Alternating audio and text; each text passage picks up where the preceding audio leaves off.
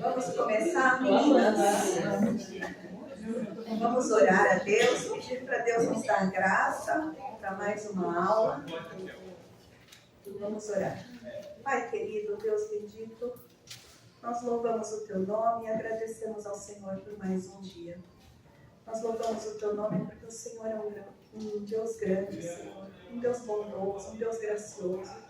O Senhor tem cuidado de nós em todos os momentos.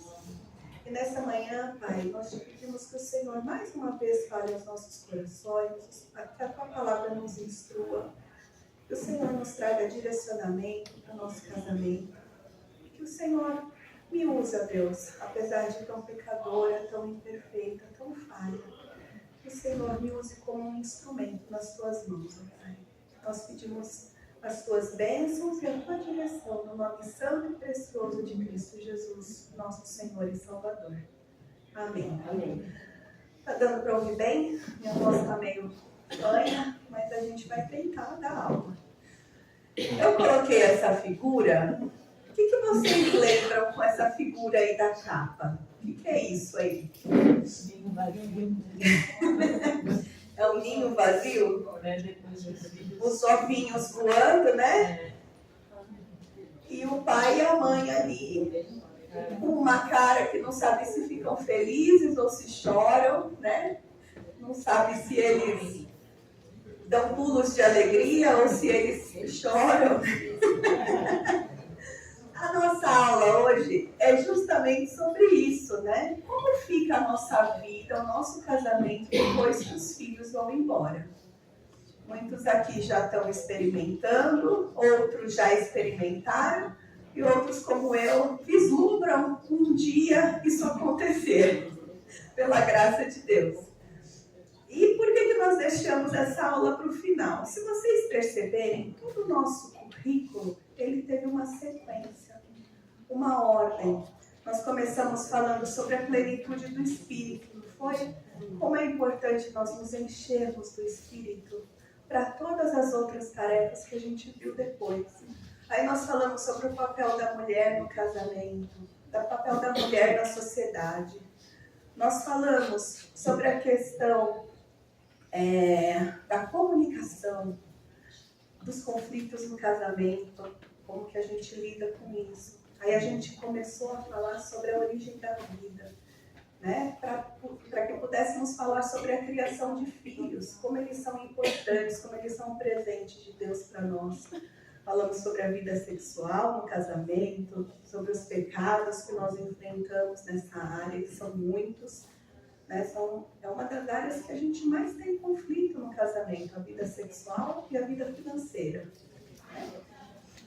Na semana passada, a Késia trabalhou também um outro ponto, falamos sobre Jacó e Raquel. Né? Um casamento tão quebrado, tão desestruturado como o de Jacó e Raquel, conseguiu ser transformado pela graça de Deus, e assim somos nós, na verdade. Muitas vezes nosso casamento está quebrado, está desestruturado, mas Deus vem com a sua graça e restaura tudo isso. E aí, a nossa última aula, praticamente, né? A semana que vem nós vamos fazer só um fechamento juntos, mas a nossa última aula, como é que nós ficamos quando os nossos filhos vão embora? Depois de tudo que a gente aprendeu, como é que tem que ser esse casamento quando os filhos vão e nós ficamos só os dois novamente? Né? E aí eu queria que nós pensássemos, como você imagina o seu casamento nessa fase? A dona Sueli, a dona Cida já experimentaram isso. Quando os filhos saíram, como é que vocês sentiram isso no coração de vocês? Como é que está no casamento de vocês nessa fase? Estava assim, ó, dona Sueli? Estava desse jeito? Não? Estava assim, dona Cida? Não. A gente era muito unida. Nossa. Bênção.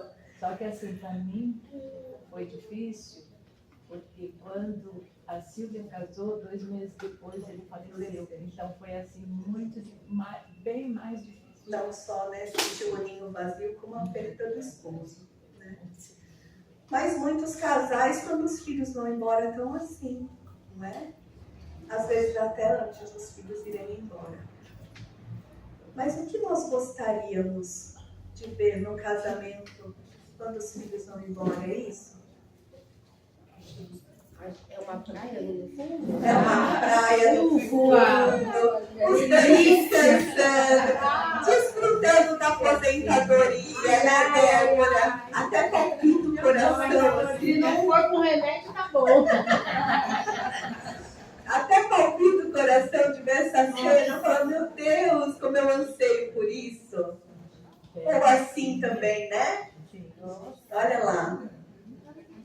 Eu falo que eu vislumbro todos os dias, quando os filhos começam a brigar, a discutir, eu fico vislumbrando isso na minha cabeça, sonhando, né? Com o dia que isso vai acontecer. Não que os filhos não sejam bênção, eles são, mas a gente perde alguns momentos do casamento, né? Com os filhos. E um desses momentos é isso aí, a gente consegue ficar assim na praia quando os filhos são pequenos? Dificilmente. É um correndo de um lado, outro do outro, um no mar junto, né? Para eles não se afogarem. Então, é um vislumbre. E que maravilha se nós pudermos, quando os filhos forem embora, desfrutar disso. Não é verdade? Olha só que coisa complicada e triste isso aqui. As estatísticas mostram que quando o ninho se esvazia, um grande número de casais desiste da vida conjugal. O inverno chega e eles descobrem que não tem mais nada em comum. Eu coloquei no inverno porque uma parte da aula eu tirei desse livro aqui, ó. Quando o inverno chegar, é do Giant Camp, que ele trata justamente isso. Quando os filhos vão embora, nós começamos a envelhecer. O inverno chega. E como é que a gente vai viver esse inverno?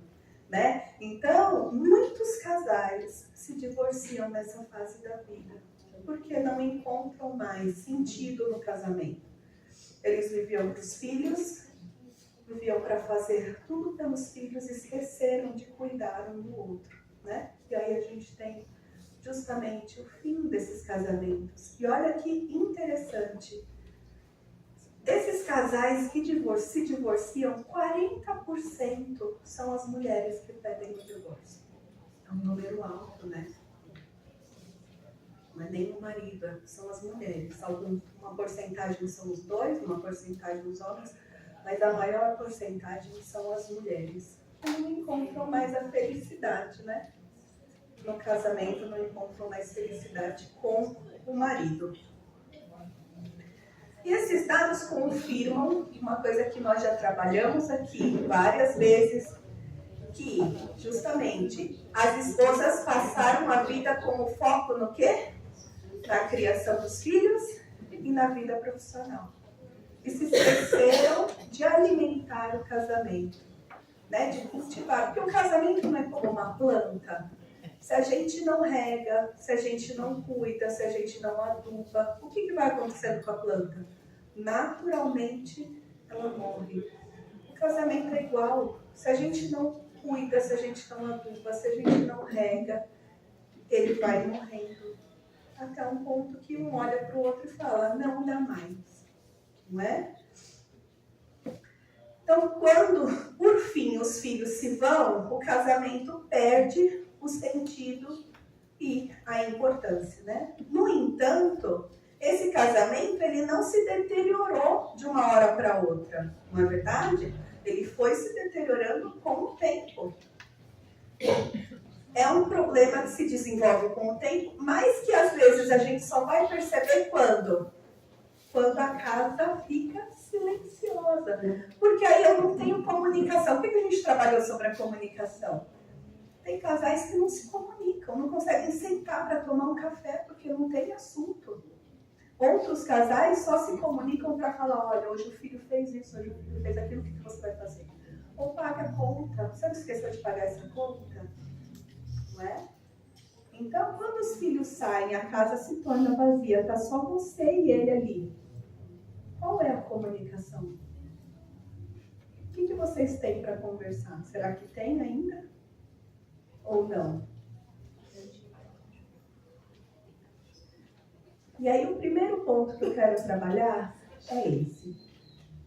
Parte de nós, deixando os filhos partirem. O que diz Gênesis 2:24? Nós vamos voltar ao texto lá de Gênesis, que a gente praticamente começou a nossa série de estudos lá em Gênesis, falando sobre o papel da família, né? E Gênesis 2:24 diz o quê? Quem encontrou pode ler, por favor. Por isso, deixa o homem pai e mãe e se une à sua mulher, tornando-se os dois uma só carne. Tudo tem origem aí, né? Por isso, deixa o homem pai e mãe. Ou seja, nós precisamos deixar os nossos filhos irem. Porque é impossível que eles fiquem do nosso lado para sempre. E isso tem que ser um trabalhar nosso no coração deles. Nós precisamos inculcar isso na cabeça deles. Que eles precisam crescer, que eles precisam sair do ninho. Porque nós não vamos ser responsáveis por eles a vida toda. Não é verdade? Eles precisam casar, constituir família, porque isso é um mandamento do Senhor. Lógico que terão as exceções, terão, mas qual é o princípio? Que eles precisam constituir a própria família. Agora, se eu como pai, como mãe, estou ali, arraigada no meu filho, não solto, não quero que ele saia de casa, toda namorada que ele arruma, todo namorado que ela arruma, eu fico. Esse aí não presta, porque esse aí, se eu vir, inculco na cabeça dos meus filhos que eles vão encontrar o príncipe encantado, eles nunca vão sair de casa, não é verdade? Porque príncipe encantado não existe, né? Princesas também não existe, só no conto de fadas. As princesas, depois do casamento, muitas vezes se tornam bruxas. E os príncipes encantados se tornam sapos, né? Então, nós precisamos mostrar para os nossos filhos que eles precisam ser independentes. Nós trabalhamos isso aqui também. Como ensiná-los, né, a serem independentes, a terem a vida deles, serem responsáveis. Como é que um homem que não consegue ter responsabilidade vai assumir uma família? Qual é o meu papel como pai e mãe? Ensiná-lo a ser responsável. Como é que uma moça vai cuidar de uma casa se eu não ensino para ela os princípios para ela cuidar da casa? Não é? Então eu preciso ensinar meus filhos para justamente isso, deixar eles partirem. Nós precisamos entender, e o pastor falou isso na aula sobre a criação de filhos. Os filhos não são nossas propriedades. Deus não nos deu os filhos para que eles fossem nossos para a vida inteira, no sentido de que eles nos pertencem e nós não largamos deles. Não, eles são do Senhor. Eles são emprestados para nós cuidarmos, para nós ensinarmos, né? A nossa tarefa qual é? É treinar e preparar os nossos filhos para que, na idade certa, eles sejam capazes de deixar o nosso lar e seguir a vida, para que eles sejam produtivos, sejam piedosos, tenham a família deles. Isso é um papel nosso, de ensinar. Então, a primeira parte desse ninho vazio é justamente essa. Eu preciso ensinar os meus filhos a deixar. E eu também preciso trabalhar o meu coração para deixá-los ir, né? Nós não vivemos para os nossos filhos. E aqui é um dos grandes problemas depois que os filhos vão embora. Se eu passo a minha vida vivendo em torno dos meus filhos, o que vai acontecer quando eles forem embora? Por isso que existe a síndrome, né? A psicologia usa esse termo, a síndrome do ninho vazio. Por quê? Muitas mulheres entram em depressão porque não conseguem mais viver a vida sem os filhos. Elas viveram a vida inteira ali, cuidando, fazendo tudo para eles. Algumas deixam o trabalho para cuidar deles, passam focada neles. Quando eles saem, eu perdi, né, o foco, perdi o rumo da minha vida. Se nós idolatrarmos os nossos filhos e os tornarmos centrais, então quando eles forem embora, nossa existência perderá o seu objetivo e ficará sem propósito. No entanto, o contrário disso, Se fizermos o nosso trabalho fielmente, ou seja, educá-los nos caminhos do Senhor, ensiná-los a terem uma vida independente de nós, em todos os sentidos. Lembra do deixar? Deixar emocional, deixar físico, deixar financeiro. Nós temos que ensinar isso para os nossos filhos. Então, se nós cumprirmos o nosso papel, nós não vamos ter medo do quê? De vê-los amadurecer e deixar o nosso ninho. Nós ficaremos felizes por aquilo que eles vão conquistar, por aquilo que eles vão fazer. Não é verdade? Então, a nossa alegria tem que ser essa, de ver os nossos filhos partir. Isso quer dizer o quê? Eu cumpri o meu papel como pai e mãe. Hoje ele consegue ser responsável pela vida dele, ele consegue responder pelos atos dele. Hoje a minha filha consegue cuidar da casa dela, ser uma boa esposa, ser uma boa mãe, ser uma boa profissional. Eu cumpri o meu papel. Isso deve trazer o quê? Alegria para o meu coração, paz. A preocupação, né, Sueli, vai vir a vida inteira, não é? Sim. Dizem que quando a gente tem filhos, a gente tem para a vida inteira, porque eles casam, eles vão embora, mas nós nos preocupamos com eles. Depois vem os netos e nós nos preocupamos, às vezes, mais com os netos do que com os filhos, não é? Então, a gente também se alegra quando a gente cumpre o nosso papel de vê-los construindo a vida, de vê-los amadurecendo, de vê-los. Eu imagino, quem tem netos aqui, de ver os filhos educando os netos no caminho do Senhor, gente, isso deve ser um sentimento de missão cumprida muito grande, né? Eu cumpri o meu papel. Quando a gente vê os netos na igreja, né, orando, que nem você falou na quinta-feira, que lindo, que maravilha, não é? É sensação de papel cumprido. A gente tem que chegar nessa fase da vida, do ninho vazio, quando a gente começa a envelhecer, com esse sentimento, eu cumpri o meu papel. Eu posso descansar com o meu marido, eu posso viajar, eu posso curtir o meu marido, sabendo que o meu papel está cumprido. Não é verdade?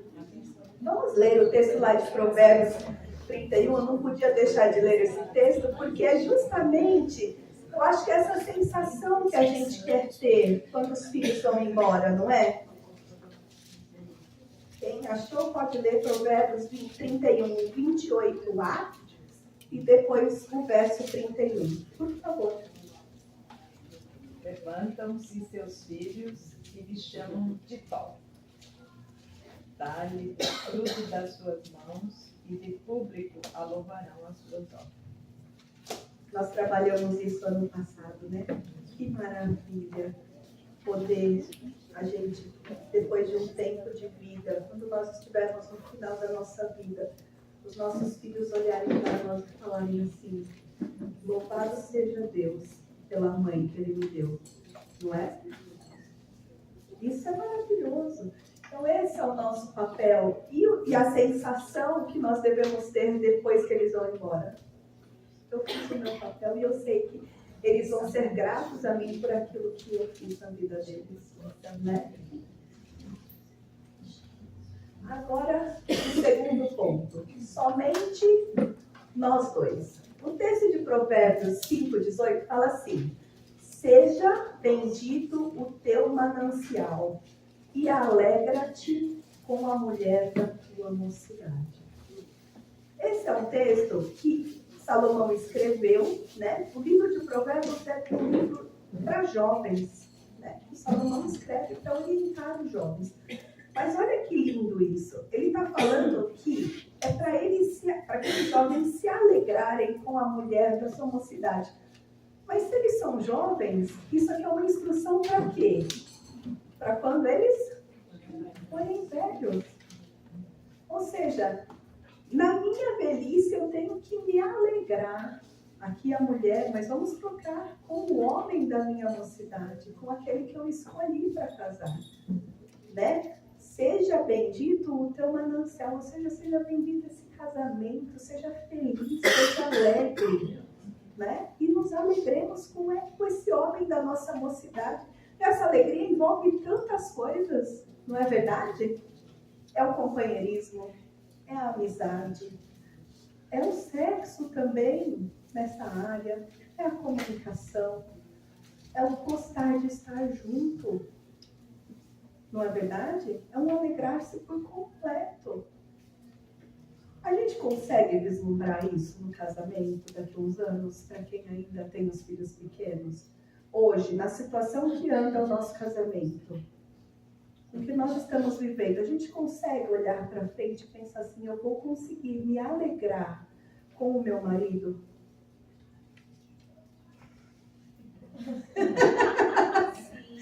Eu não sei se eu me assusto com a cara de vocês, se eu choro, se eu fico feliz. Eu acho que tem Deus, né? Não pode ser pessimista, tem que ser otimista, já que a gente tem um Deus que socorre a gente. Acho que a gente tem que pensar. Tem que pensar que sim, né, dona Cida? Se é o casamento, não é para sempre, se eu encarar o casamento é para sempre, eu tenho que trabalhar nisso. Vamos pensar assim, hoje, quando eu olho para o meu marido e eu vejo aquela bagunça dos meus filhos, eu anseio o dia que eu vou estar sozinha com ele, sem os filhos. Sim. Ai, não, a hora que o filho está lá trazendo aquelas coisas mais difíceis da vida para nós, não é? Passando pelas lutas difíceis. Eu olho para o meu marido e penso assim, ai, que vontade de ser só nós dois, né? Ou dá vontade de fugir sozinha e deixar o marido. Né? Porque às vezes a gente pensa, eu quero fugir, mas eu não penso em levar o marido, eu penso em sair sozinha. Ai, tô pensando assim. Ele vai ficar aqui. Férias. Ô Débora, mas isso é um termômetro, não é, menina? É um termômetro. Quando a gente pensa em ficar a sós com o nosso marido, sem os filhos, e a gente sente alegria nesse sentimento, dá aquela sensação gostosa, eu tô só com o meu marido, isso é um termômetro. Eu anseio por estar com ele, não é verdade? Agora, quando a gente não tem esse anseio, muito pelo contrário, eu vou fugir e deixar o marido junto com as crianças, alguma coisa está errada, não é? O nosso sentimento tem que ser de estar junto. Então, olha aqui, que interessante. Eu tirei do livro da Elise Fitzpatrick, que me impressionou, Sem Medo da Minha Idade. Tem um capítulo que ela fala só sobre isso, somente nós dois, é o nome do capítulo, inclusive. Vamos pensar em como era a nossa vida antes dos filhos. Algumas pessoas não tiveram muito tempo para ter essa vida, mas vamos pensar um pouquinho. O que eu amava sobre o meu marido quando eu me casei com ele? Eu ainda amo. Eu olhava para ele e falava, ai, como eu amo isso no meu marido. Me dá assim até palpitação de pensar nele nesse sentido. Eu ainda tenho esse sentimento. Quando foi a última vez que eu me alegrei por estar com ele a sós? Nós ficamos a sós e aquilo me trouxe uma alegria tão grande. Eu não queria que aquele momento terminasse. Sobre o que conversávamos antes dos filhos? Nós continuamos conversando? Ou a gente só fala sobre filhos? Sobre vida financeira? Sobre problemas? Eu consigo conversar com o meu marido sobre assuntos triviais do meu dia? Eu consigo contar para ele coisas que acontecem no meu dia a dia e ter um diálogo com ele agradável? Eu consigo sentar e tomar um café com ele e passar horas ali, só levantar porque realmente eu preciso? Eu acho que é necessário ter esse tempo. É necessário, mas é para a gente pensar justamente como é que eu quero ter um casamento igual aquela figura que a gente mostrou no começo, dos dois na praia, se alegrando, correndo juntos, se eu não consigo fazer essas coisas. Se eu não consigo fazer hoje, será que eu vou conseguir fazer mais para frente?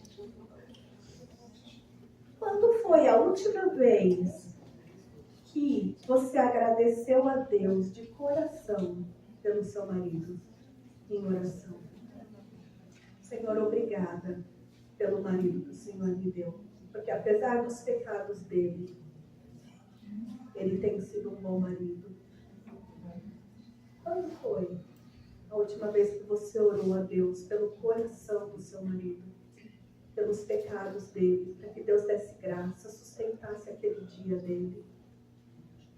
Nós já temos falado que a melhor hora para nós apresentarmos a nossa vida diante de Deus, a nossa família, é pela manhã, quando a gente acorda. Você tem um pedido pelo dia do seu marido, quando você acorda, para que Deus o sustente? As tentações dele são grandes, às vezes mais do que as nossas que estão em casa, muito mais. Eles só são sustentados, meninas, pela graça de Deus. Porque qualquer um está suscetível ao erro, ao cair. Não é verdade?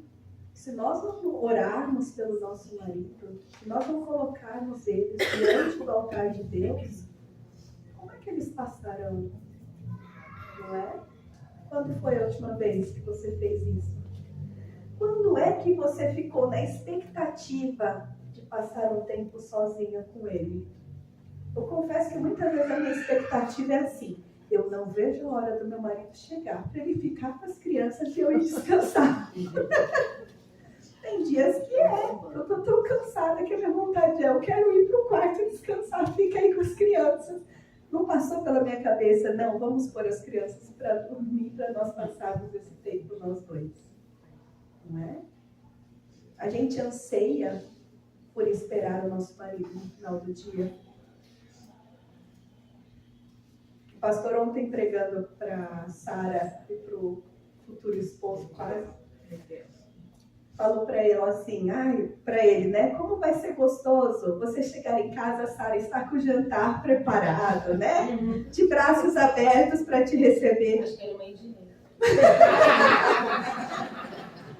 Débora, quantas vezes a gente faz isso? Nosso marido abre a porta, nós estamos lá para recebê-lo com um abraço e um beijo.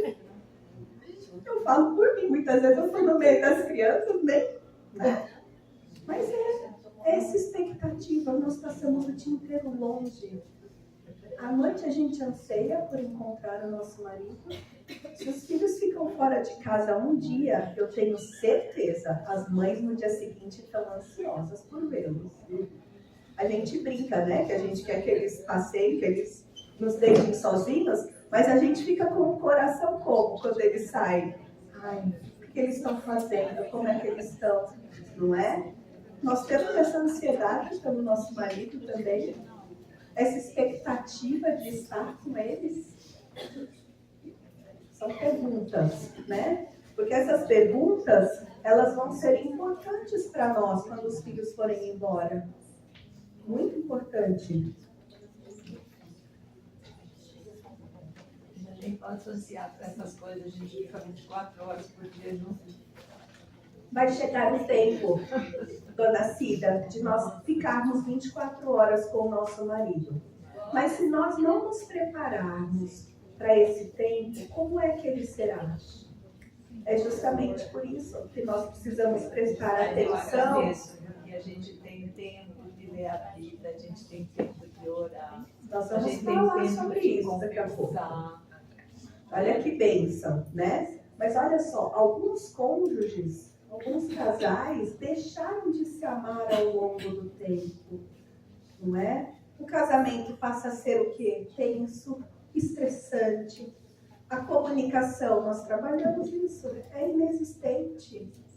Em vez de ser o quê? Íntima, profunda. Gente, o nosso marido, ele deveria ser o nosso melhor amigo. A pessoa para quem a gente tem anseio de contar as coisas em primeiro lugar. E muitas vezes ele é o último a saber. Nós falamos isso aqui já, quando falamos sobre comunicação. Não é verdade? Às vezes a gente conta as coisas para todas as pessoas. Nosso marido não sabe o que está acontecendo com o nosso coração. Ele tem que ser o nosso melhor amigo. Então essa comunicação, ela deveria ser o quê? Íntima, profunda. Ele tem que saber os meus anseios. Aquilo que deixa o meu coração triste. Não é? A pessoa que tem que me conhecer melhor, depois de Deus, quem é? É o meu marido. Ele que passa o tempo todo comigo, ele sabe todas as minhas angústias, as minhas alegrias. Meu marido brinca, né, que quando a gente não tinha filhos, ele dava aula no instituto e ele era de quinta-feira. E aí tinha um lugar ali na Vila Maria que vendia, chama uma Frutaria São Paulo, se eu não me engano. Vendia a melhor coxinha da cidade de São Paulo. Foi eleita pela revista Folha. E aí ele passava lá para mim trazer aquela coxinha na quinta-feira, porque ele sabia que seria a minha maior alegria do dia. Né? Seu marido sabe isso de você? Sabe qual é? Que coisa que te traz alegria? Às vezes são gestos tão pequenos, não são? E você sabe quais são as coisas que trazem alegria ao seu marido? Às vezes são coisas pequenas também. Né? Às vezes o simples fato de eu me arrumar a hora que ele chega e dar a entender para ele que eu quero uma noite romântica com ele, já vai deixar o dia dele mais do que feliz. E é uma coisa tão pequena, não é verdade? Alguns vivem sob o mesmo teto, apenas suportando a presença um do outro. Será que precisa ser assim? Será que a gente precisa ter um casamento assim? De um suportar o outro? Claro que não. Não foi para isso que nós vimos durante todo esse semestre. E não foi para isso que Deus nos fez. Não foi para isso que Deus formou a família. O amor na quarta etapa, entendam aqui quarta etapa, depois dos 40 anos, é que a autora fala nesse livro. Como é que tem que ser isso? O amor ele tem que ser autêntico, fiel, profundo. Porque aqui eu não falo só de amor de sentimento, é amor de ação, né? Esse amor, olha só, ele resistiu ao teste do tempo. Por quê? Provavelmente, quando a gente chega nessa idade, a gente vai ter aí por volta de 20 anos, 25 de casado, não é? Mais pra frente, 46 ou mais. Olha quanta coisa nós passamos juntos, não é? Esse amor, ele resistiu às tempestades e ele está ali firme. Derrotou as adversidades. O que mais? O que aconteceu? Ele cresceu, ele amadureceu, na verdade, durante esse tempo? O nosso amor de quando nós nos casamos é o mesmo de hoje? Não. Provavelmente o nosso amor de hoje suporta muito mais do que quando nós casamos, não é? Ele se aprofundou em meio às tribulações, às dificuldades, mas também das alegrias, não é? A gente não vive só tormento no casamento, senão para que a gente casaria? A gente vive alegria e vive muitas.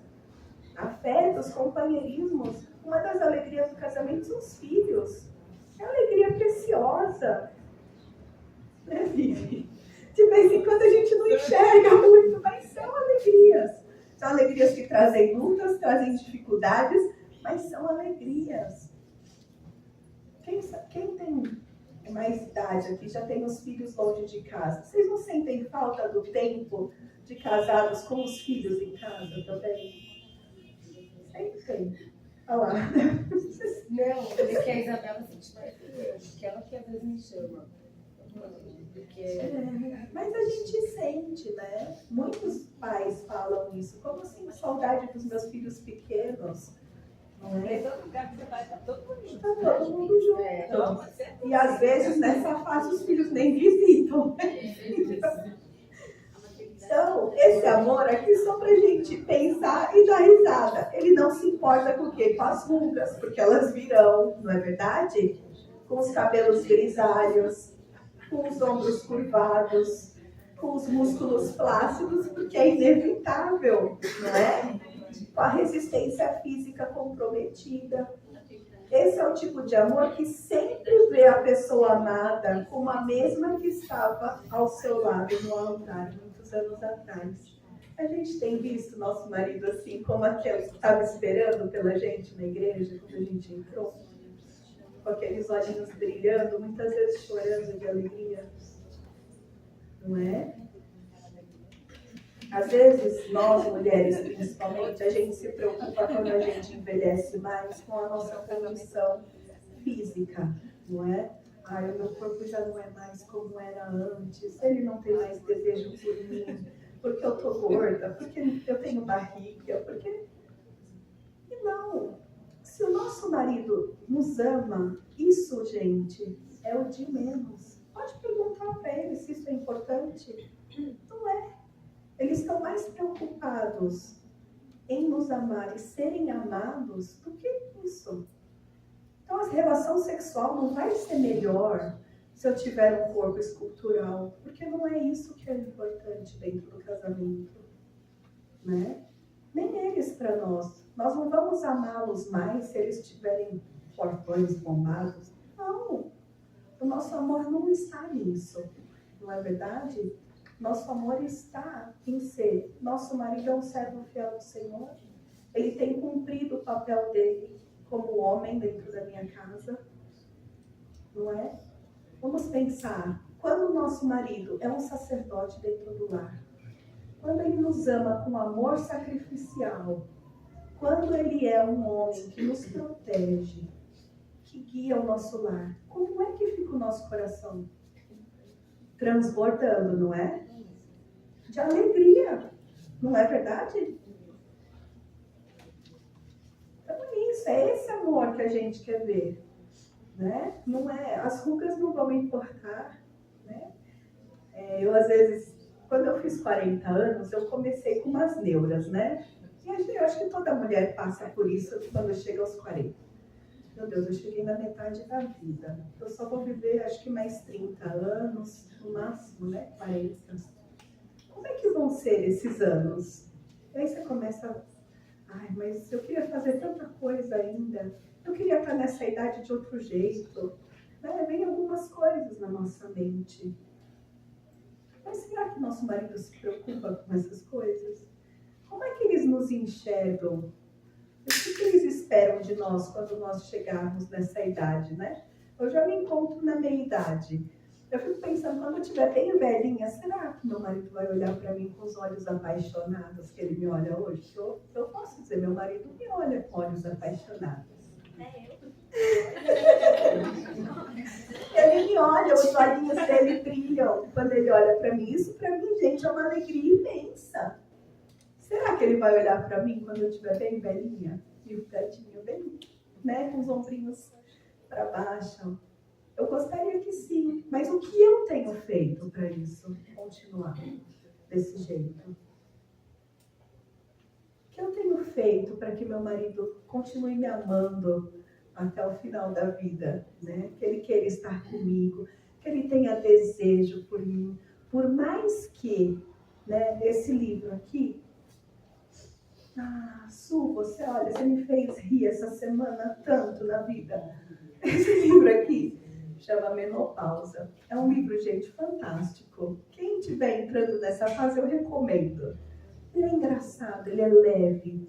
E aí ele fala muito assim, quando a gente chega nessa fase, geralmente a gente está ranzinza, né, Su?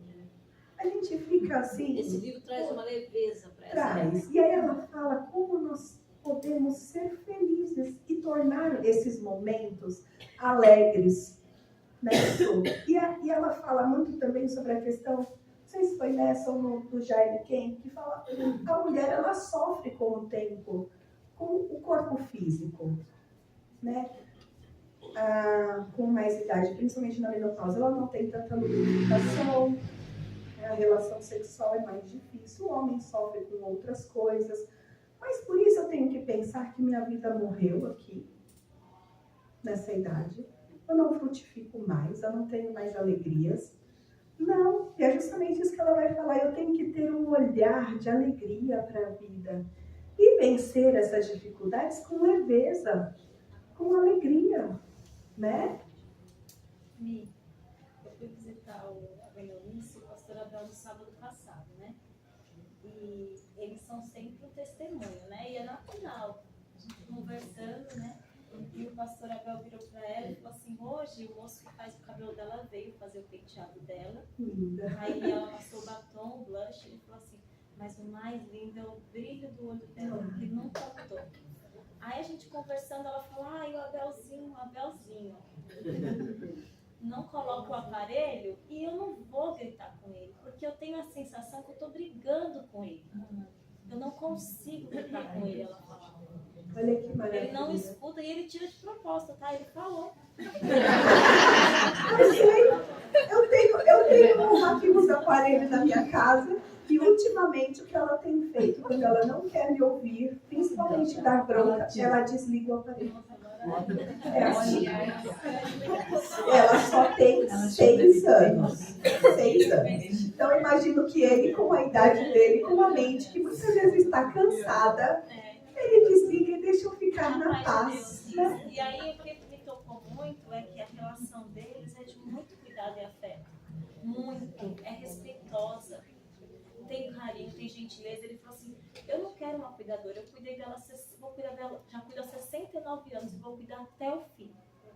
Então, apesar dele se incomodar, porque ele disse, eu sei que é emocional, ela não tem nada nas pernas. Ele fala isso, ele fala com muito cuidado para não expor ela. Então, assim, você vê que é uma relação, quem conhece eles sabem, tem muito carinho. E outra coisa, o autocuidado que ela tem, ele diz que todo dia ela se arruma. Sempre. Então, assim, não é que o marido vai olhar para isso. Ninguém vai lá ver ela assim, todo dia.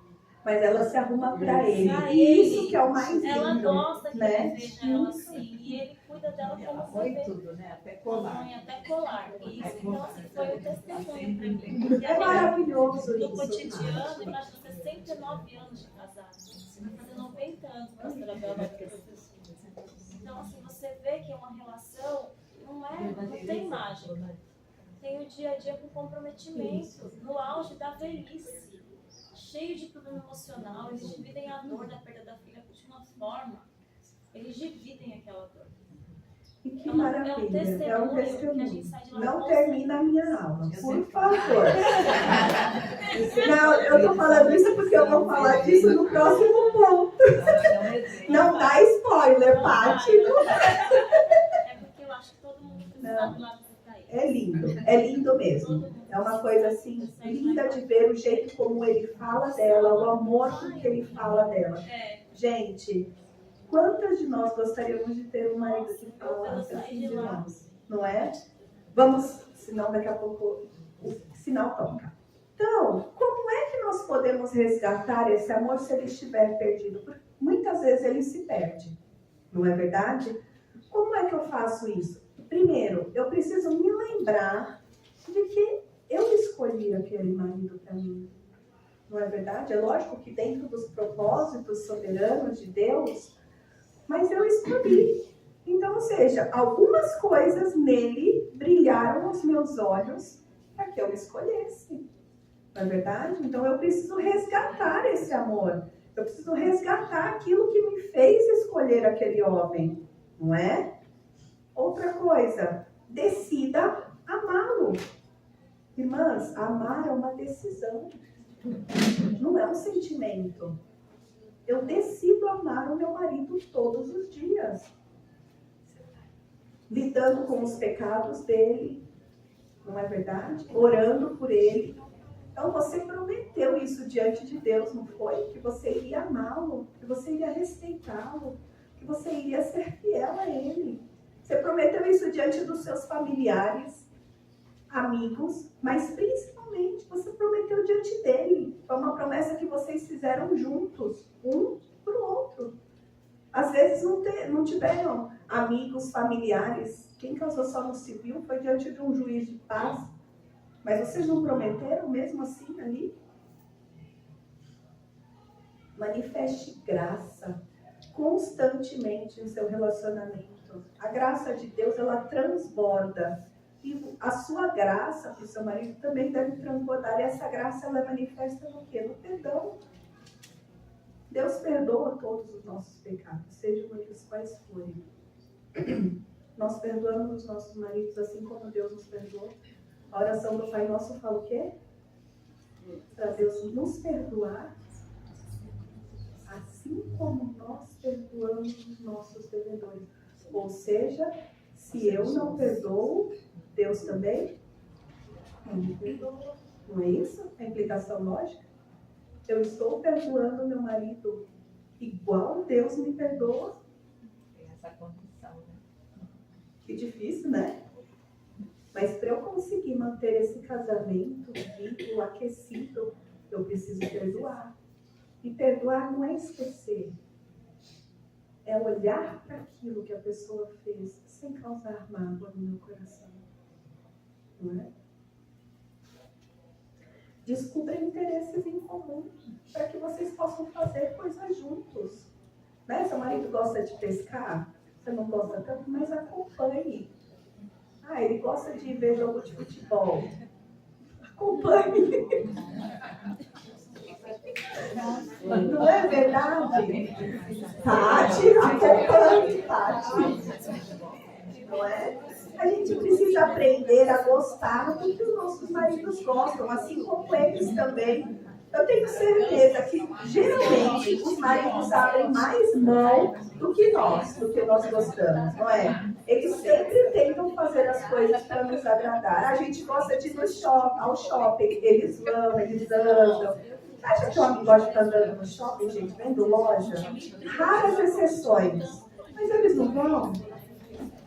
Eles vão para nos acompanhar. E aqui, uma das coisas importantes, diga, eu te amo. Às vezes é difícil dizer eu te amo para o marido, né? Diga eu te amo, diga com palavras, diga com um sorriso, diga com um abraço, ou um bilhetinho romântico na porta da geladeira. Diga, eu amo.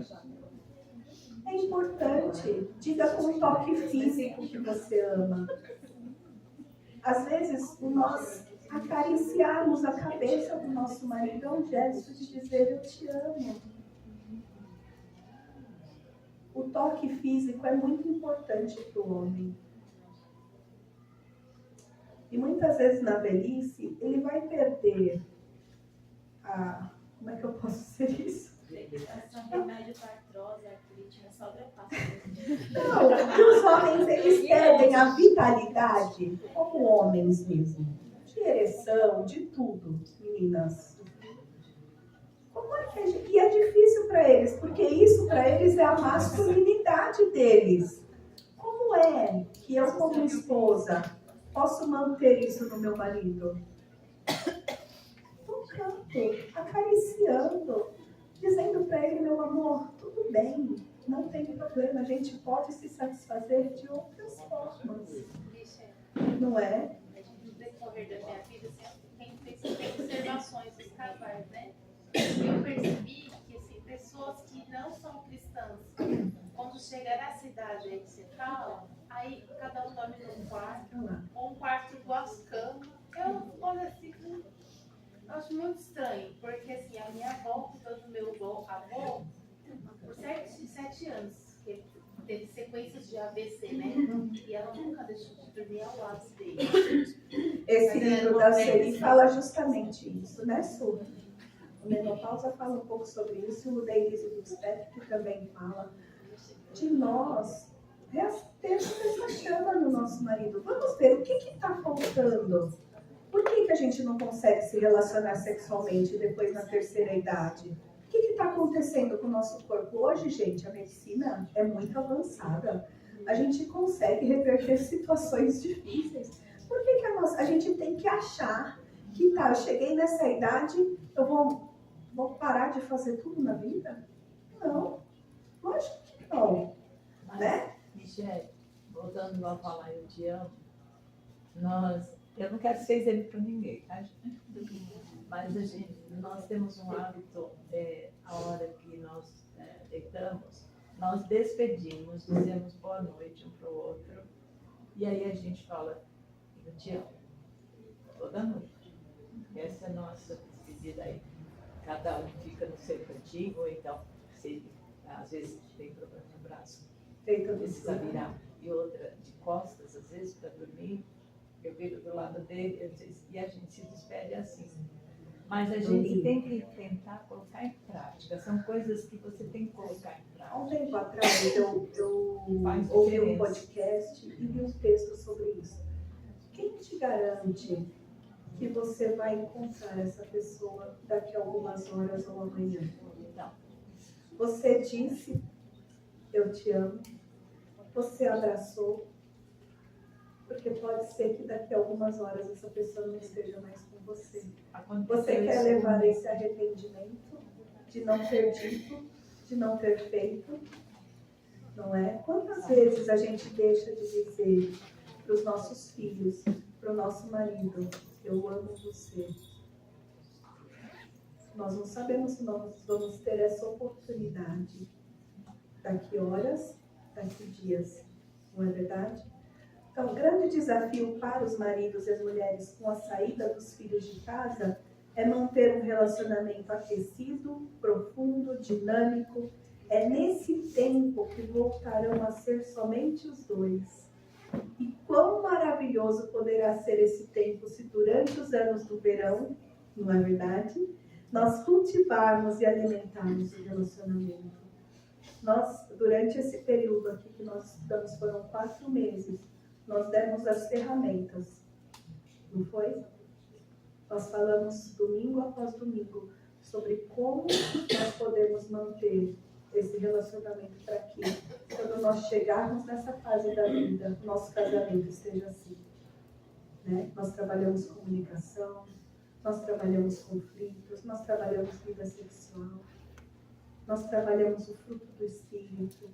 E nós vimos que o fruto do Espírito ele é indispensável em todas as áreas do nosso casamento. Sem o fruto do Espírito a gente não consegue nada, não é?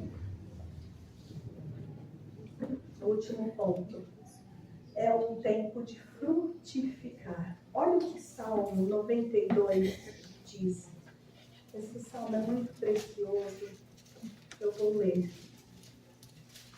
92, de 12 a 15. Fala assim: o justo florescerá como a palmeira, crescerá como o cedro no Líbano. Plantados na casa do Senhor, florescerão nos átrios do nosso Deus.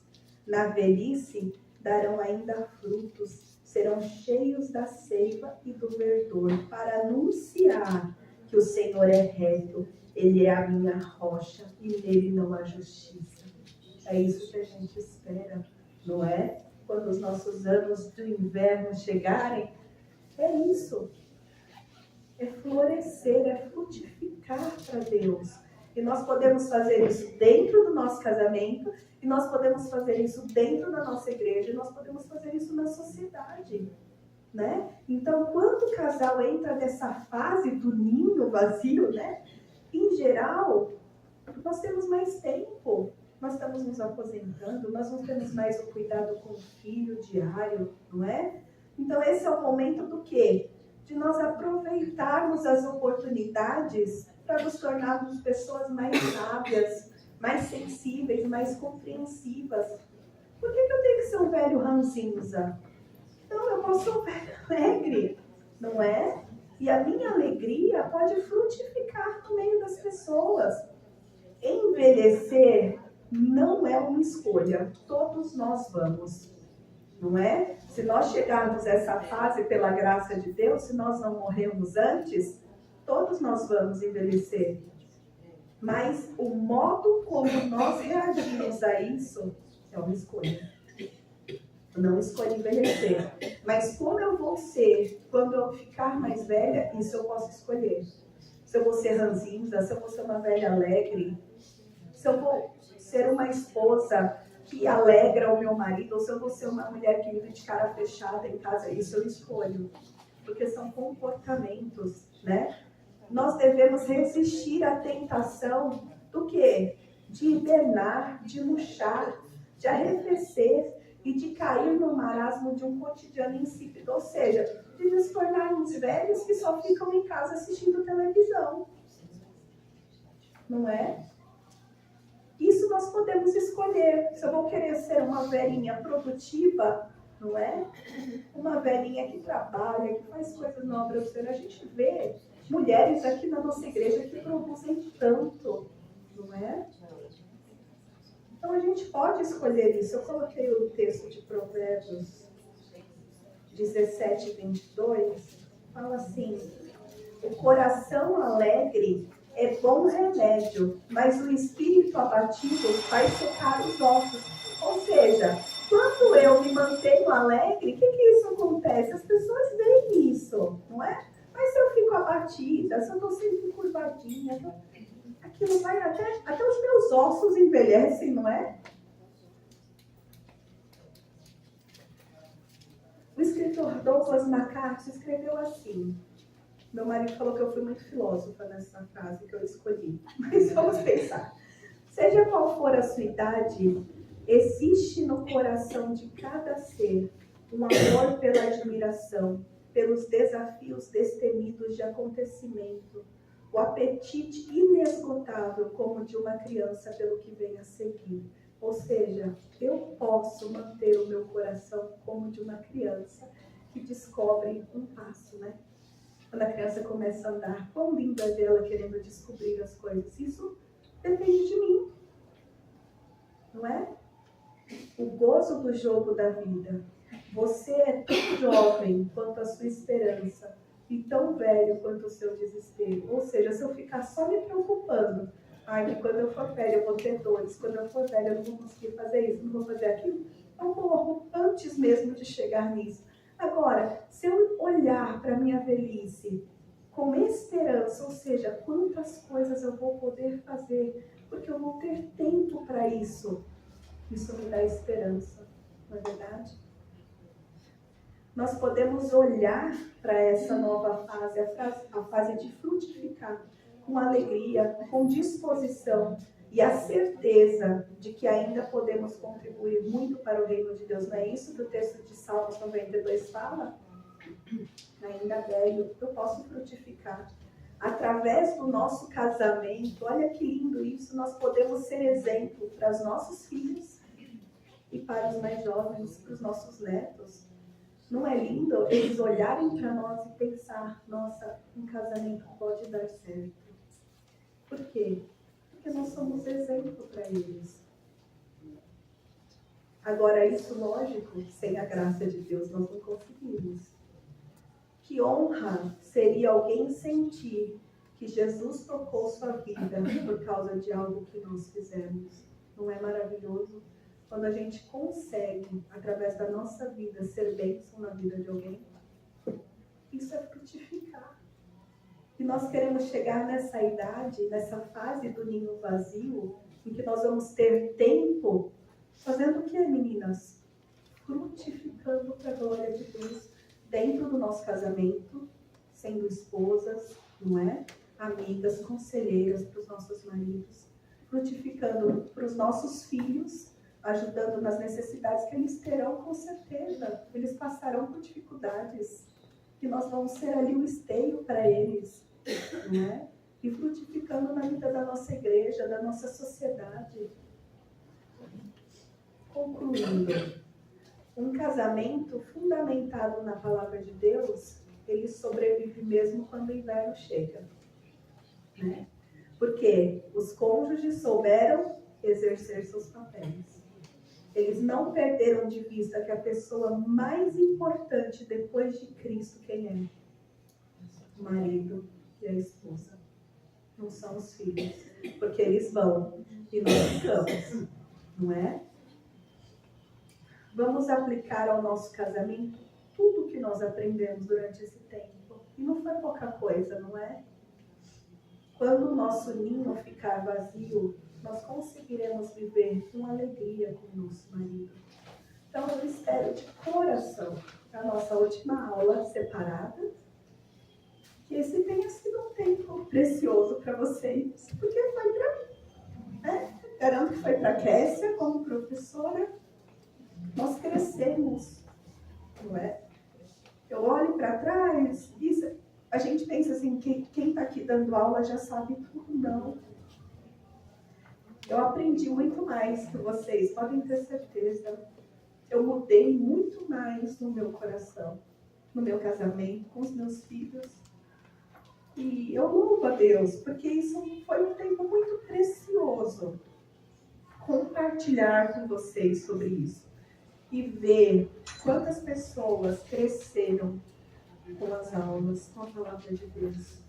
Né? A gente tem testemunhado da vida de vocês. E isso é lindo. Né? É maravilhoso. É assim, é como se Deus derramasse para nós, professores, um bálsamo de alegria de ver o crescimento de vocês. Isso não tem preço, não tem. Porque é a graça de Deus sendo manifesta. Né? E eu queria terminar lendo um texto e queria que vocês imaginassem uma tapeçaria. Esse texto fala sobre isso. Imagina uma tapeçaria muito bonita. Olha que lindo. Recordar nos ajuda a colocar nossas vidas em perspectiva, ou seja, naquela ordem. Ao ficarmos mais velhas, nós podemos ver como cada estágio, cada recordação se encaixa num esquema grandioso. Minha vida inclui tristeza e alegria. E todas essas emoções, todas as recordações, sejam elas tristes ou alegres, criaram uma tapeçaria de cores vivas, tecida com firmeza. Imagine um quadro na parede como uma tapeçaria. As horas felizes são as linhas douradas que captam a luz do sol aquecendo a alma. O padrão vivo foi criado por nossos filhos e depois os netos, cujas linhas cintilantes adicionaram uma certa textura, um respingo de cor viva ao tecido. As linhas sombrias, que dominam a ostentação da tapeçaria, foram cuidadosamente tecidas enquanto resistimos aos sofrimentos da vida. Algumas linhas da minha tapeçaria estão desgastadas, outras já se rasgaram, né? Estão partidas. Mas a tapeçaria continua intacta, porque outras linhas, tão invisíveis quanto o amor e tão fortes quanto os braços eternos, estão tecidas entre as que se enfraqueceram, conservando a fibra delicada, unida, e em cada laçada e nó de nossas vidas, eu vejo amor de Deus. Então, que nós possamos ver nos nossos casamentos isso, né? Que cada linhazinha tecida da nossa tapeçaria tem a mão de Deus. E vamos deixar Deus agir e trabalhar no nosso coração, para que quando a gente chegar no final da vida, a gente também possa olhar essa tapeçaria bonita e ver que nós construímos uma história para a glória de Deus. Vamos orar? Pai bendito, Deus glorioso, quão maravilhoso, ó Deus, é estudarmos a Tua palavra. Quão maravilhoso, Senhor, é sermos alimentados e guiados por ela. Como é lindo, ó Deus, ver o Seu trabalhar, o Seu agir no meio de nós. Nós só temos que louvar e engrandecer o Teu nome por tudo que o Senhor faz e por tudo que o Senhor é. Ajuda-nos, Senhor, como esposas, como mães, como mulheres, a frutificarmos para a glória do Teu nome, Senhor. Que o que nós aprendemos aqui durante esse tempo possa ser vivido na nossa casa, Senhor, possa ser vivido na nossa igreja, possa ser vivido na nossa sociedade, para que as pessoas olhem para nós e vejam a luz de Cristo brilhando, para que o aroma suave de Cristo se exale por onde nós estivermos, Senhor. E que quando nós chegarmos ao final da nossa vida, nós possamos olhar essa história que o Senhor construiu. Que possamos dar graças ao Senhor por tudo aquilo que nós fizemos e vivemos. Dá-nos da Tua graça, Senhor. Dá-nos do Teu amor. Dá-nos da Tua sabedoria, para que possamos viver para a Tua glória.